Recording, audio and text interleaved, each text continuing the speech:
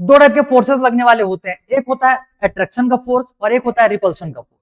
Clear? तो ध्यान देना, जब भी तुम्हारा वैल्यू, फोर्स का वैल्यू पॉजिटिव हो तो उसमें रिपल्सिव फोर्स लग रहा होगा।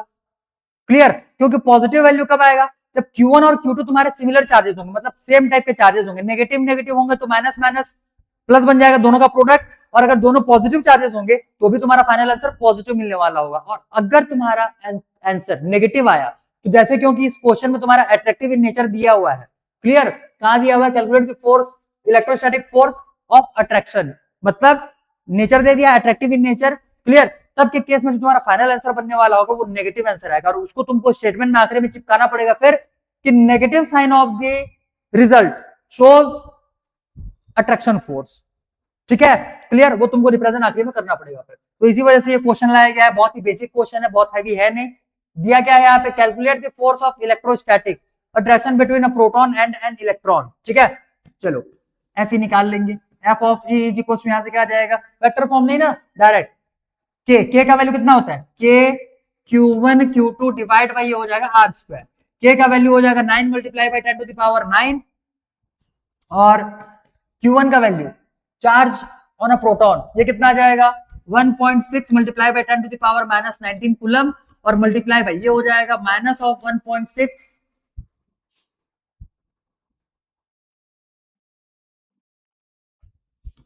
Minus of 1.6 multiply by 10 to the power minus 19, और डिवाइड बाई आर स्क्वायर है। आर का वैल्यू कितना दिया हुआ है? 8 multiply by 10 to the power minus 14 metre. Metre में पहले से ही दे दिया है, तो तुमको किसी में भी और उसको चेंज करने का रिक्वायरमेंट नहीं है। ये हो जाएगा 8 multiply by 10 to the power minus 14। ध्यान देना, इसका स्क्वायर करोगे। अब फंसना यहीं पे होता है, मैं तुमको बोला हुआ था, देख लो, दिख गया पहले ही क्वेश्चन से 10 के भारी भरकम पावर वाले नंबर।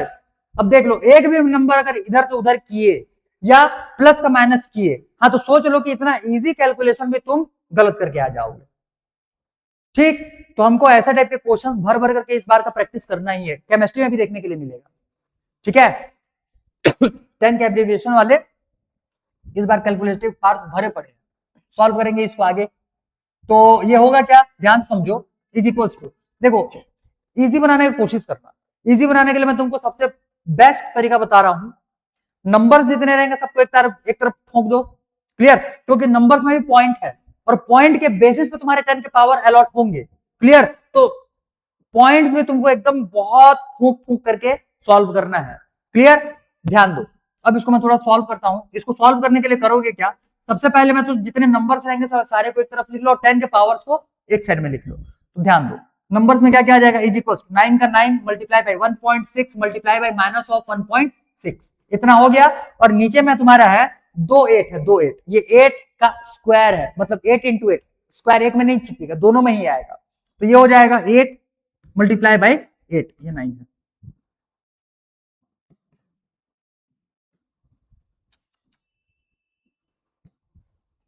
क्लियर? अब 10 के पावर जितने हैं उसको तुम दूसरे साइड में लिखो, मल्टीप्लाई बाय, होगा क्या? ये 10 to the power 9, 10 to the power 90 minus 19, 10 to the power minus 90, तो ये हो जाएगा 10 to the power 9 multiply by 10 to the power minus 19 multiply by 10 to the power minus of 19 divide by, नीचे में क्या आ जाएगा? ये 10 to the power minus 28, 10 to the power minus 28। यहां तक क्लियर? यहां तक समझ में आ चुका होगा? बहुत बढ़िया। अब आगे देखो, अब ये थोड़ा सा कैलकुलेशन इसका इजी हो जाएगा, ये बहुत ही जल्दी हो जाते हैं। देखो 19 और 19 ये -38, -38 में से 9 जाएगा तो कितना आ जाएगा? -29। ठीक है? तो -29 ये हो गया, और ये -28 है। तो यहां पे तुम्हारा जो पावर बनेगा, ध्यान समझो, ऊपर में है 10 टू द पावर -29, और डिवाइड बाय नीचे में आ जाएगा 10 टू द पावर -28।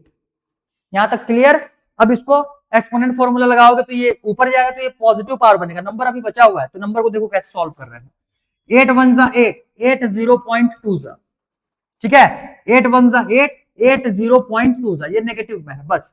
तो 9 2 2 जा 4, और 9 4 जा कितना? 36, और पॉइंट कितने प्लेस के पहले लगाओगे? ये पॉइंट के बाद एक डिजिट, पॉइंट के बाद एक डिजिट, मतलब पॉइंट के बाद टोटल 2 डिजिट्स है। तो ये तुम्हारा वैल्यू कितना दे रहा है? 9 4 जा 36, 36 दिया, और साथ ही साथ में 2 डिजिट, 1 2, 2 डिजिट के पहले में यहां पे तुम्हारा पॉइंट लग गया, और एक 0 आ गया इसके सामने में। ठीक? अब इसको जब सॉल्व करेंगे तो ये आ जाएगा 0.0 36 और ये पावर ये जब ऊपर चला जाएगा तो नीचे में मतलब कि पावर एक 10 डिवाइड होने वाला है, ठीक है, मतलब 10 टू द पावर -1 बचेगा, तो -1 थोड़ी लिखोगे, इसको इक्वल टू करके क्या लिखेंगे 0.036 क्या है ये फोर्स है ना न्यूटन, इतने न्यूटन का फोर्स।